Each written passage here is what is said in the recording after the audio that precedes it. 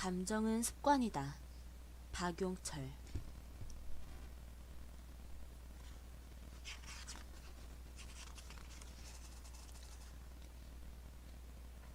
습관이란 참으로 무섭습니다. 그 습관이 자신을 파괴하는 것이라 해도 우리는 그것을 쉽게 떨쳐버리지 못합니다. 흡연이 습관이 된 분들은 금연한다는 것이 얼마나 어려운지 잘 아실 겁니다.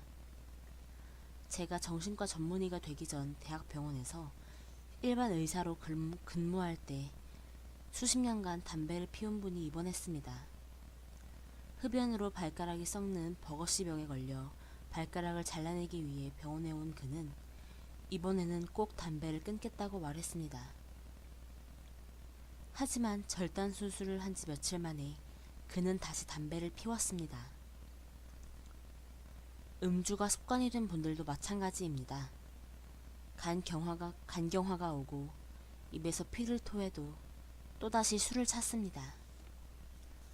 머리로는 잘못된 것임을 잘 알면서도, 나아가 자신을 죽음으로 몰고 가는 것임을 알면서도 습관은 쉽게 멈추지 않습니다.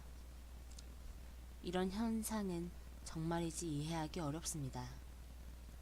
습관은 강력한 파괴의 힘을 갖고 있습니다. 이런 강력함은 담배, 술, 마약 등 극단적인 경우에만 국한된 것이 아닙니다. 짜게 먹는 것이 습관이 된 분들을 생각해 보십시오. 짠 음식이 몸에 좋지 않다는 것을 잘 알면서도 싱겁게 먹지 못합니다. 음식이 싱겁게 나오면 스스로 소금을 찾아서 더 집어넣습니다. 어느 날 제 친구에게 인상적인 이야기를 들었습니다. 친구의 부모님은 그가 어려서부터 맞벌이를 했기에 그는 대부분의 시간을 집에서 혼자 보냈습니다. 친구는 귀가할 때 어두운 집에 불을 켜며 들어가는 것이 아니라 가족이 자신을 기다리고 있었으면 좋겠다고 생각했습니다. 그는 부모님과 함께 지내는 시간을 정말 그리워했습니다. 친구가 대학교에 진학한 뒤 어머니는 일을 그만두었습니다. 그가 원한 대로 집에서 어머니가 항상 기다리게 된 것이죠. 가족과 함께하는 시간도 늘어났습니다. 그러나 이상하게도 친구는 마음이 좋지 않았습니다. 낮에 누군가와 집에 함께 있다는 것이 너무 이상하더라. 이상한 정도가 아니고 답답하고 자꾸 짜증이 났어. 사람은 원하는 것보다 그동안 익숙했던 것을 선택하는 것 같아. 그렇게 해서 그는 집에서 나와 자취를 하며 대학을 다녔습니다. 저는 친구의 이야기를 들으면서 우리가 얼마나 익숙한 것에 끌리는지 알았습니다. 설령 그것이 정말 원하던 것이라 해도 낯설게 느껴지면 우리 마음은 그것을 버리고 익숙한 것을 택합니다. 이것은 행동뿐만이 아닌 감정도 습관이 된다는 것을 보여줍니다. 친구의 마음은 외로움과 쓸쓸함이라는 감정에 오랫동안 익숙해져 있었던 것입니다. 그것을 참 싫어했지만 결국 본인이 그 감정을 떠나보내지 못하고 스스로 찾아간 것이지요. 정신과를 전공하고 환자들을 보면서 감정도 습관이 된다는 것을 여러 차례 경험했습니다. 저는 이처럼 우리가 습관적으로 반복하는 감정들을 감정 습관이라고 부릅니다. 이 감정 습관의 힘은 결코 가볍지 않습니다. 앞서 습관의 무서운 힘을 이야기했듯이 부정적인 감정 습관 역시 강력한 파괴의 힘을 가지고 있습니다. 제 마음이 이렇게 편해도 되는 걸까요? 걱정할 때가 오히려 편해요. 아무 일 없으니 더 큰일이 일어날 것만 같아요. 이런 말을 하는 환자들을 많이 만납니다. 힘들었던 상황이 좋아지고 걱정거리가 없어졌지만 그들의 마음은 편해지지 않았습니다.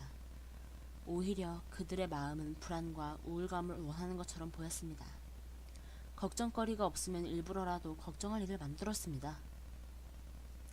일어나지도 않은 일에 미리 불안해하고 별것 아닌 일에도 자신을 비하하며 슬퍼했습니다.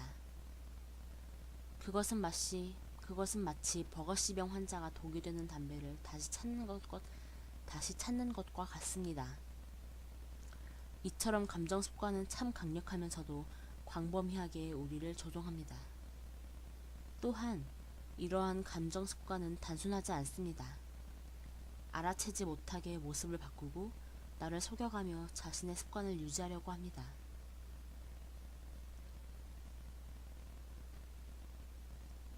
어느 날은 의욕이 앞서 신나게 일하다가도 돌연 일이 잘 안될까 걱정하고 불안해지는 이유. 스트레스가 많은 사람이 술이나 스포츠 내기 등에 쉽게 빠져드는 이유. 슬픔과 우울감에 힘들어하는 여자들이 쇼핑 중독에 빠지고 폭식증에 쉽게 걸리는 이유. 연예인에게 불안증과 우울증이 많은 이유. 성공을 위해 숨가쁘게 달려온 사람에게 우울증이 잘 오는 이유. 이런 현상들은 감정 습관이 부리는 속임수와 관련이 있습니다. 책을 읽어 나가며 감정 습관이 부리는 교묘한 변장술과 속임수를 이해할 수 있을 것입니다. 그런 다음 진정으로 나를 안심시키고 행복하게 하는 길이 무엇인지 알게 될 것입니다. 감정 습관이 파괴적인 힘을 발휘하는 중요한 무대가 하나 더 있습니다. 바로 대인관계입니다. 우리는 자신도 모르는 사이 나에게 습관이 된 스타일의 사람을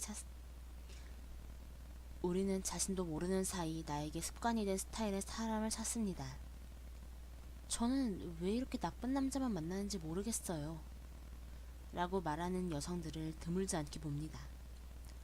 그들이 답답한 듯 이야기해도 실은 그들 자신이 그런 남자에게 습관이 들어 스스로 그런 남자를 찾고 있는지도 모릅니다. 그러면서 실제 자신에게 도움이 되는 사람을 만나면 낯설어하고 옆에 두지 않습니다. 자신도 모르는 사이 파괴적인 대인관계 습관에 빠진 것은 아닌가 살펴보아야 합니다. 이 책은 이처럼 강력한 힘을 가진 감정 습관들에 대해 다룰 것입니다. 앞부분에서는 감정 습관이 우리 마음에 어떻게 영향을 주고 어떤 모습으로 등장하는지 살펴볼 것입니다. 아마 그동안 전혀 모르고 지나쳤던 감정 습관들을 발견하게 될 것입니다. 후반부에서는 실제 감정 습관을 변화시키기 위한 방법들을 소개하고 구체적으로 설명하는 데 중점을 둘 것입니다. 사실 아직까지 감정도 습관이 된다는 내용을 자세히 다룬 책은 없습니다. 그러나 다른 정신과 용어로 설명하면 이해하지 못하던 분들도 감정도 습관이다.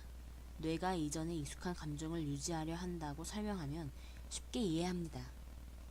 또한 한번 습관이 된 감정들은 바꿀 수 없는 것이 아닙니다.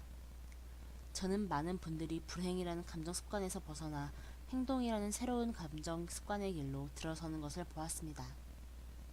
이를 통해 감정 습관이란 개념이 누구나 쉽게 이해할 수 있으면서도 실제로 도움되는 개념이라고 확신하게 되었습니다. 감정도 습관이 된다는 것은 우리에게 고통이기도 하지만 희망이기도 합니다. 습관은 정말 큰 힘을 가지고 있습니다. 습관은 나에게 도움이 될 수도 있고 고통이 될 수도 있습니다. 행복을 습관화해 봅시다. 기쁨을 습관화해 봅시다. 그렇게만 된다면 습관은 나에게 강력한 힘이 되어줄 것입니다. 웬만한 시련이나 역경이 찾아와도 행복과 기쁨이라는 감정 습관의 힘으로 손쉽게 돌파할 수 있을 것입니다. 자, 이제 책장을 넘기십시오. 파괴적인 감정 습관에서 벗어나십시오. 새로운 습관의 문이 눈앞에 와 있습니다.